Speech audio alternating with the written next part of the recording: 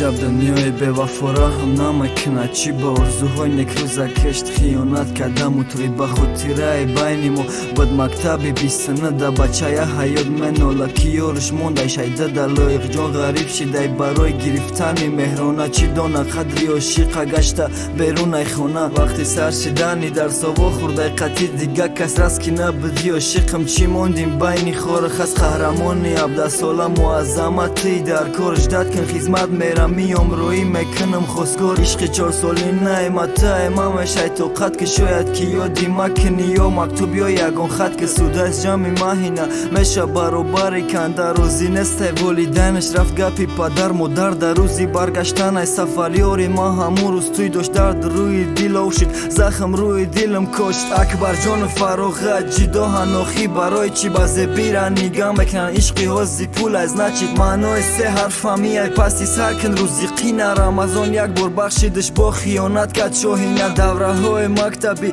عجیبه چی خیل نباشه نخواستم ما دور شود ترکی نعمت کرد آیشه دلیر میگم و جدای میاد کردم بوی موشم میخوام بر بگرده 4 ساله دارم ارزوشه محمد میگل بینای مرف مرم تانیستم اومیده رده دل جاکم هم میای در سرنوشت محمدی وحدتی دیگه عاشقت نمیشه چی گپای بده دل ای روز میگم همه شما داری دخته جدا کتره ایما بچان هیله انو شیروانش از داده عاشقی مکتبی چیلن دنیارم چند خموشکیله هر کی زندگیش از سازه کم میگرازی دل داره دوست میداره او فرنازه خیانت کردی به وفای سنگ دل رهایم کردی غم و دردی تو شکست دلم رو باره نخواستی تو عشقی پاکم رو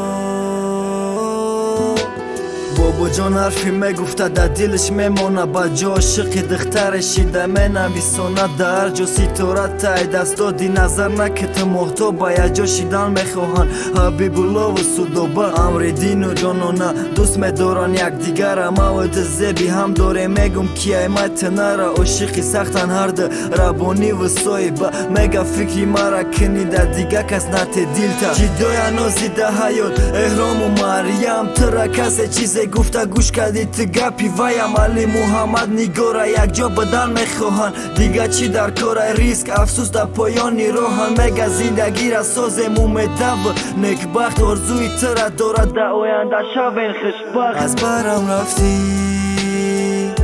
خیانت کردی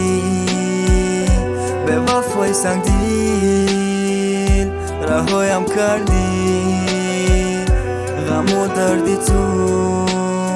شکست دلم رو باره نخواستی تو عشقی پاکم رو